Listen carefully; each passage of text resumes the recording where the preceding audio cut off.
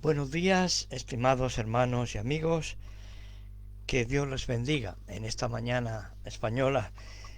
Les habla su amigo y hermano en Cristo, Enrique López.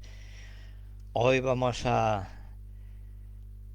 seguir con la antropología bíblica, el video número 4, y lo vamos a dividir en dos. El primero habla sobre la debilidad de nuestra constitución humana, natural. También hablaremos un poquito de la naturaleza de Jesús y luego ya haremos otro video sobre el término espíritu, ¿verdad? Porque la naturaleza humana y también la no regenerada está relacionada con la noción de Pablo y de otros apóstoles de la carne, sarx en griego, y como hemos hablado, pero hay otro término que es espíritu, estar en Cristo, ¿verdad? Que todo eso nos habla de otra dimensión espiritual que nos puede redimir a los seres humanos. Bien, y luego ya, después de este quinto capítulo, lo vamos a dejar ahí.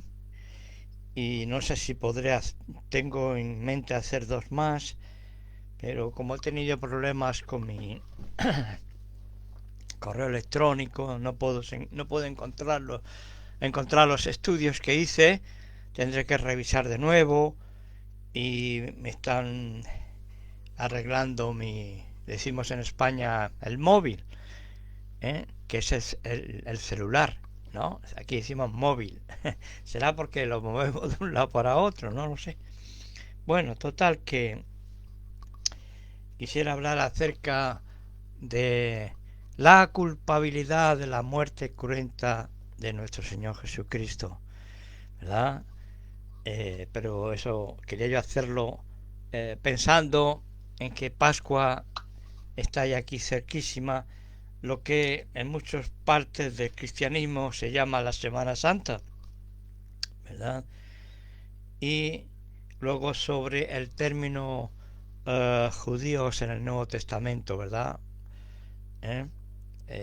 Términos judíos más que en el Nuevo Testamento, en los Evangelios, en los sinópticos y Juan, que es punto y aparte, como decimos, acerca de qué significa a veces cuando sale el término los judíos, ¿verdad?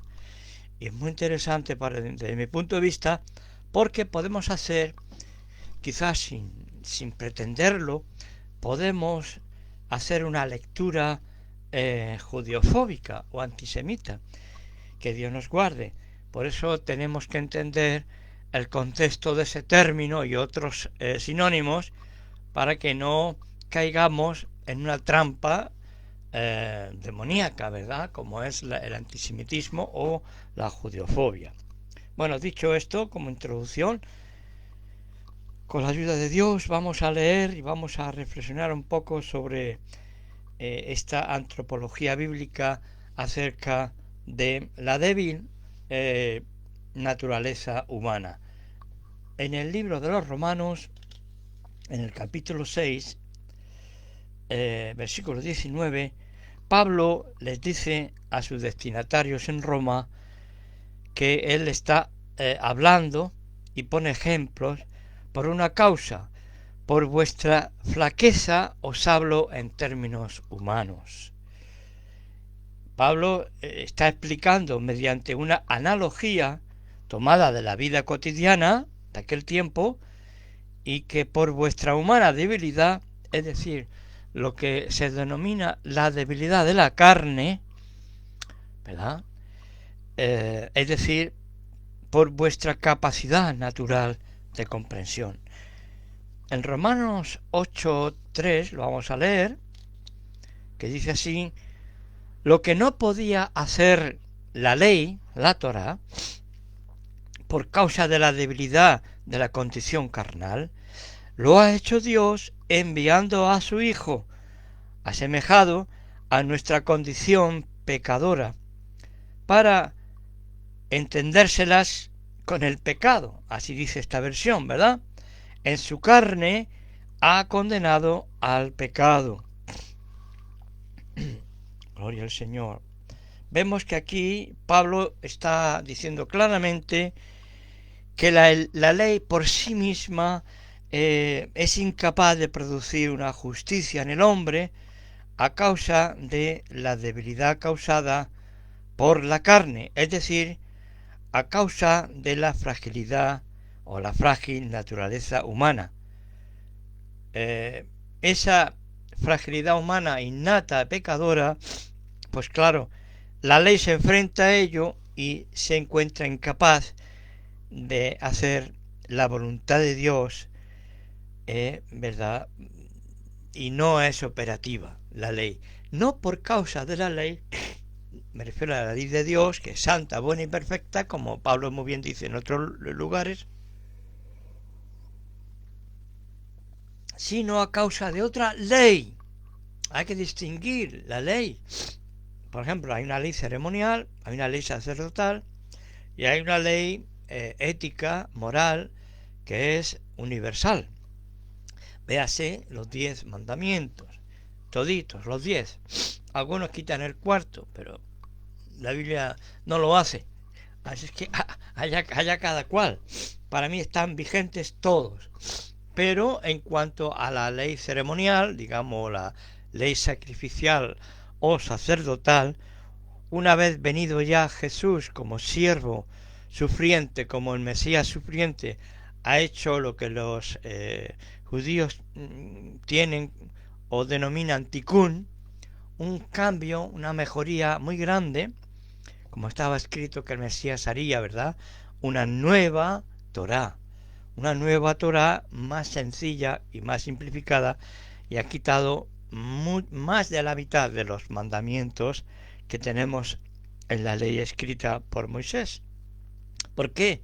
Porque ya no sé por qué no hay templo, sino que desde la cruz ya el templo no tiene significado para un creyente en el Mesías, Yeshua o Jesús, porque él ha sustituido y ha reemplazado en el sentido de ha mejorado, Dios ha mejorado a través de su Mesías, ha mejorado las condiciones de la ley suya. Por eso ahora tenemos la ley de Cristo, la ley del Mesías, ¿verdad? Gloria al Señor. No la ley de Moisés. La ley de Moisés ha sido mejorada, gloria a Dios. No que era falsa, sino que ha sido mejorada, gloria al Señor. Dicho esto, medio paréntesis, ¿verdad? Vemos que la ley del pecado en nuestros miembros, la ley del pecado y de la muerte es el problema, no es la ley de Dios o la Torah en su sentido ético y moral, pero no puede operar porque, como dice en otra ocasión Pablo, el bien está en mí, pero no el realizarlo, no el hacerlo. Aquí encontramos lo que él encontró, ¿verdad? Esa debilidad, es ese miserable de mí, ¿no? ¿Quién me librará de este cuerpo de muerte, verdad? Y él habla de un sentido místico y profundo, no solamente del soma, el cuerpo, sino algo que está interno, ¿verdad? Que la Biblia le llama sarx, gloria al Señor, un cuerpo de pecado.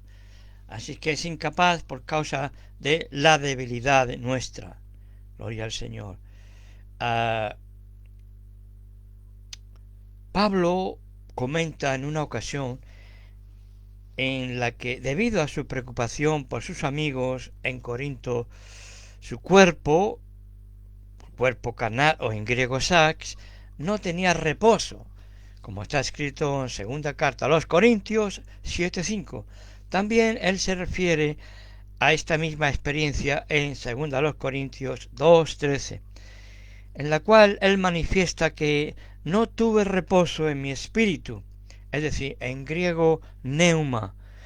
Es de destacar que estos dos sustantivos, es decir, sax y neuma, carne y espíritu, son usados prácticamente de forma sinónima, cuando, por lo general y en términos generales, insisto, el apóstol Pablo los presenta estos dos términos en sus cartas siempre como antítesis, como algo que está enfrentado uno al otro. A lo mismo que nuestro Señor Jesucristo, como vemos en Marcos 14:38, afirmó lo siguiente: el espíritu, a la verdad, está dispuesto, pero la carne es débil. Solamente son pinceladas, como decía, para que usted las reflexione y las desarrolle y las profundice con la ayuda del Señor en oración y estudio de las Sagradas Escrituras. En cuanto a la naturaleza del Mesías, en su humanización, vemos que Mesías, en griego Cristo, Christos, es compartida por el Señor con toda la raza humana. Sin embargo, tenemos que reconocer que nuestra humanidad es denominada carne de pecado, por cuanto el pecado, digamos, se ha afincado como una especie de cabeza de puente en nuestra vida, mediante lo cual el pecado puede dominar nuestra situación humana. Jesús, ¿verdad?, que es la palabra encarnada de Dios, el Hijo de Dios encarnado, dice que fue manifestado en carne, ¿verdad? Pero también dice Juan 1:14 que el verbo fue hecho sarx, que es pecado. Dios lo hizo así en su Hijo, ¿verdad? En esta situación vino esa carne auténtica, incluida esa tentación, digamos, sugerencia de debilidad para que hiciera lo malo. De ahí que en las tentaciones del desierto, Satanás lo estuvo sugestionando para que negara su identidad e hiciera milagros innecesarios, ¿verdad? Como si fuera un mago, ¿no? Si eres hijo de Dios, haz que estas piedras se conviertan. Como hijo de Dios lo podía hacer, pero como hijo de hombre que vino para redimir, tenía que identificarse con la debilidad, y él no podía hacer lo que quisiera, estaba sujeto al Padre y a la santa ley de Dios. Gloria, que él la estaba convirtiendo en santos mandamientos, santas delicias. Él se deleitaba en los mandamientos santos del Señor, ¿verdad? Así que él vivió y murió en ese cuerpo de muerte, como leemos, por ejemplo, en Colosenses. Vamos a ver, Colosenses, capítulo 1, y versículo 22. 1:22, aquí está, dice así: ahora en cambio, por medio de la muerte de su cuerpo de carne, os ha reconciliado y os han presentado ante él santos, intachables y irreprochables. Él dice que a través, por medio de su cuerpo de muerte. También esta misma carta a los Colosenses, capítulo 2, en su versículo 11, dice también lo siguiente: por él, hablando de Jesucristo, habéis sido circuncidados, no con la circuncisión que practican los hombres descubriendo la carne del cuerpo, sino con la circuncisión del Mesías. Ahora habla de una circuncisión del Mesías. Gloria al Señor. No la que es efectuada en la carne, en este sentido, en el cuerpo del varón, más concretamente. Ahora, pero Cristo no vino en carne de pecado, ¿o sí? Lo que no vino fue con ese estigma de la serpiente edénica.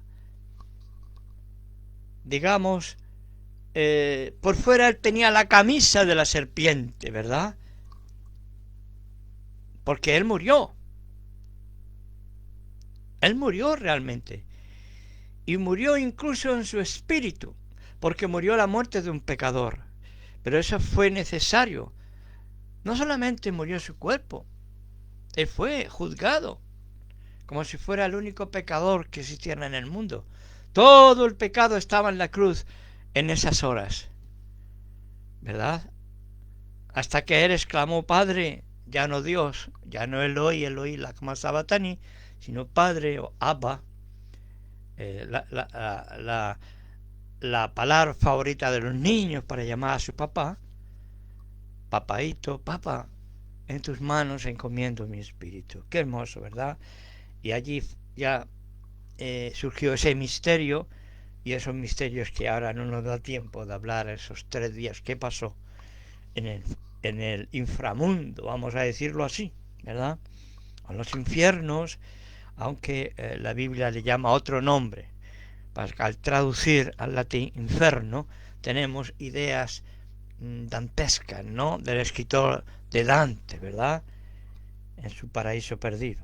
Bien, pues sigamos más adelante. Él no tenía ese estigma del pecado que vemos en Génesis 3:15, porque si no era imposible redimir a los hijos de Adán, que tenían que ser redimidos, cuyos nombres estaban escritos en el libro de la vida del Cordero, ¿verdad? Así que de esta forma el pecado no pudo sellarlo en su vida.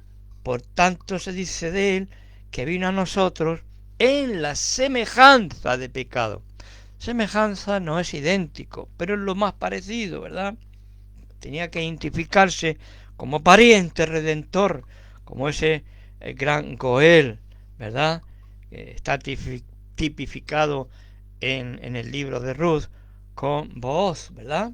Que redimió a Noemí y digamos que de rebote, digámoslo humanamente, a Ruth. Nosotros somos Ruth, tipológicamente hablando, mientras Noemí es el Israel creyente. No todo Israel, sino el Israel creyente.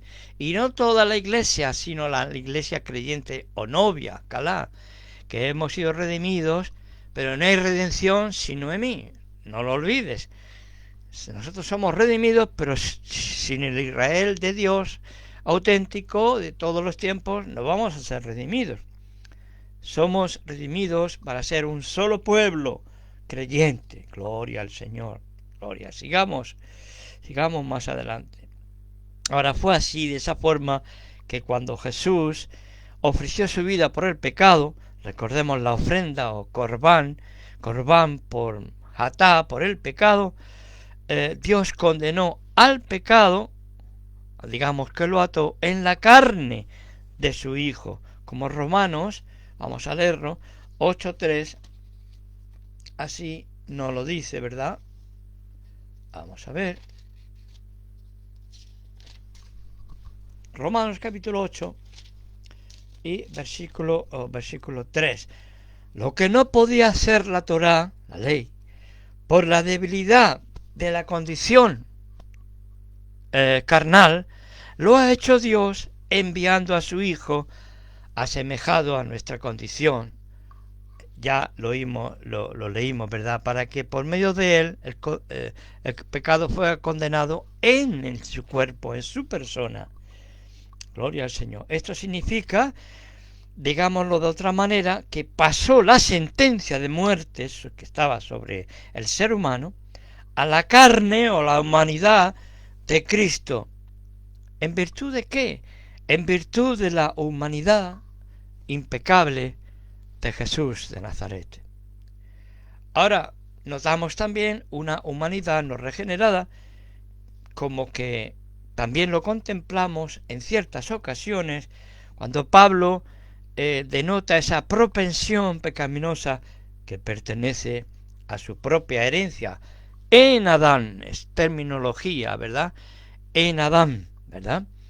Mi carne, como Pablo dice, queriendo decir que en mi carne, en este sentido, no reside ninguna bondad. Pablo nos está diciendo que él sirve con la carne a la ley del pecado. Recuerden, capítulo 7 de Romanos, versículo 18, entre otros, vamos a leer Romanos 7, 18, que dice así: sé que en mí, es decir, en mi vida instintiva, bueno, en la carne, no habita el bien. Querer lo tengo al alcance, ejecutarlo, el bien, no puedo. Gloria al Señor. Otra versión para decirnos esa imposibilidad en nosotros mismos. En el versículo 25 de este capítulo 7 de Romanos dice también, ¿verdad?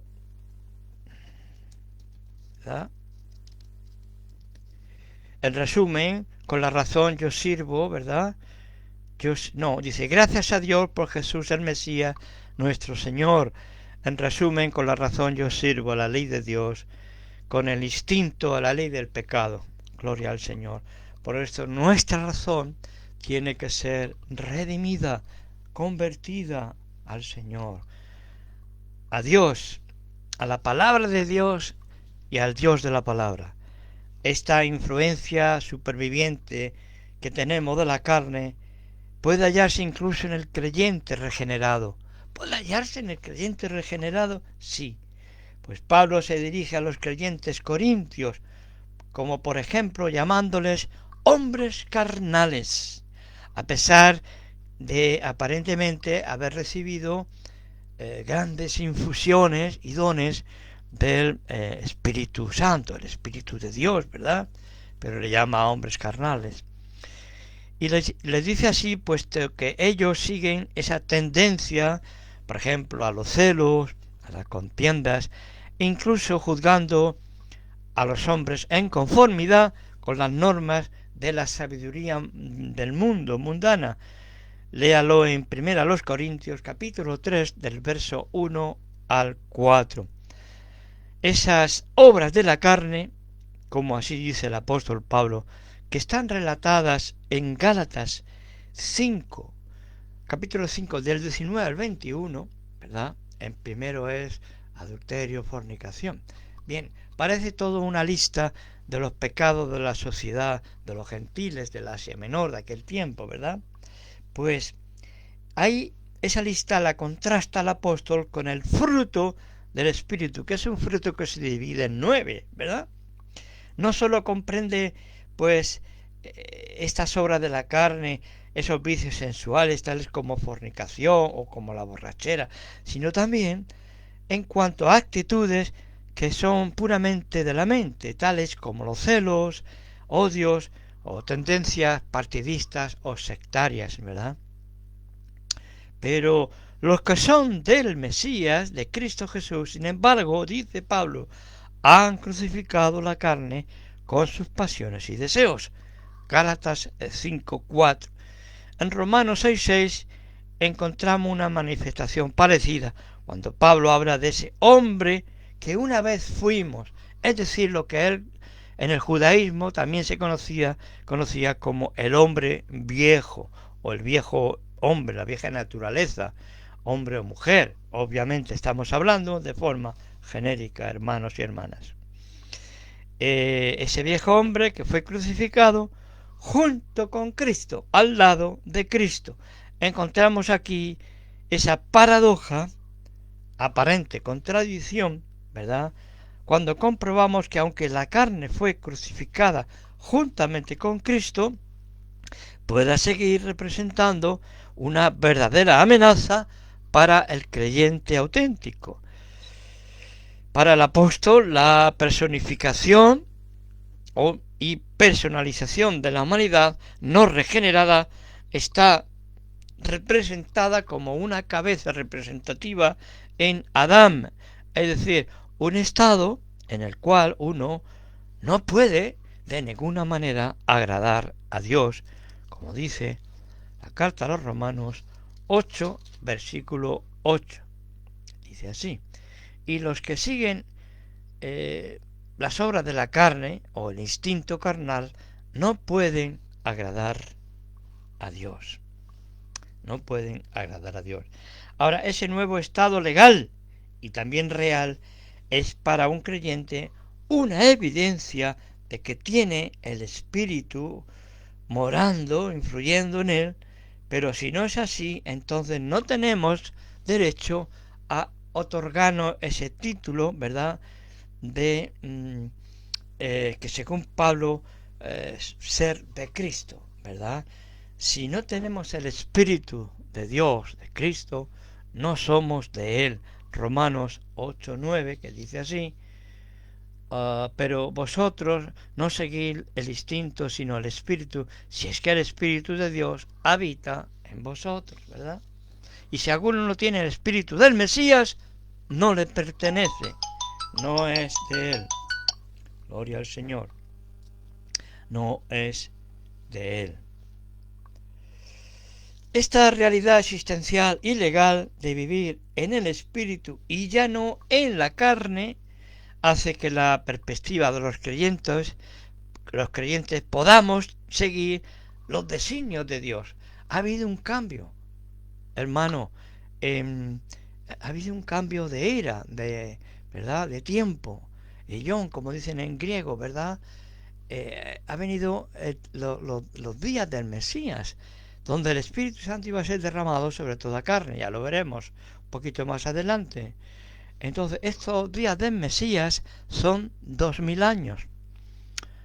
Los últimos días, no tiempos.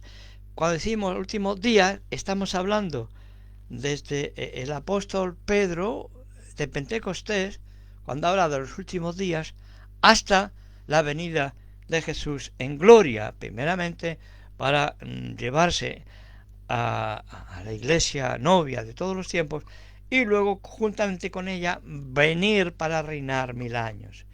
En esa nueva tierra, gloria al Señor, de paz y de bien, porque gobernarán los hijos o los santos del Altísimo, según Daniel capítulo 7, del 13 en adelante. Gloria al Señor, bendito sea su nombre. Gloria al Señor. Gloria al Señor. Bien. Decimos que ahora, con la ayuda de esa mente del Espíritu, podemos obedecer sus santas demandas. Ahora, tenemos conocimiento de que nuestra carne está sujeta a la ley del pecado y de la muerte, que es otra ley que algunos confunden con la ley de Dios, la santa ley de Dios, que es buena y perfecta, que convierte o conforta el alma, Salmo 19. Bendito sea el nombre del Señor. Bien, por lo tanto, ahora no debemos proveer para los deseos de la carne, ni gratificar sus deseos, como dice Romanos, la carta a los Romanos, que es un gran texto sobre estos temas, capítulo 5, versículo 7, también en el 13, versículo 14. Ahora está bajo sentencia de muerte, porque si vivís conforme a la carne, moriréis. Fíjate que le escribe a una iglesia, no al mundo. Esto es serio.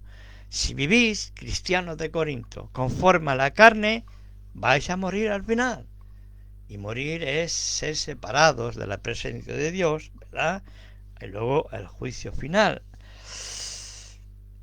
La cosa es seria. Entonces dice, si vivís así, de esa manera, yo, como diciendo, enviado de Jesucristo, a quien vi en el camino de Damasco, y le sirvo con los ángeles y con los santos discípulos, yo os digo que moriréis. Si no, si vivís conforme a ese modelo carnal, porque el que siembra para su carne, de la carne segará corrupción. Gálatas 6:8. El pecado, de cualquier clase que sea, es una obra de la carne, es un fraude, un engaño, y tiene a la muerte como fruto, como un resultado seguro. También tenemos que comprender que, estimados hermanos y amigos, que Pablo utiliza el término cuerpo algunas veces, pero ya en un sentido más noble. Por ejemplo, cuando él habla de el cuerpo es para el Señor y el Señor es para el cuerpo, como lo leemos en 1 Corintios 15 y 44. Ahora, ciertamente este cuerpo tiene esas características animalescas que tiene que ser reemplazado para que sigamos siendo justificados y siendo con tener esperanza de salvación y seguridad de salvación.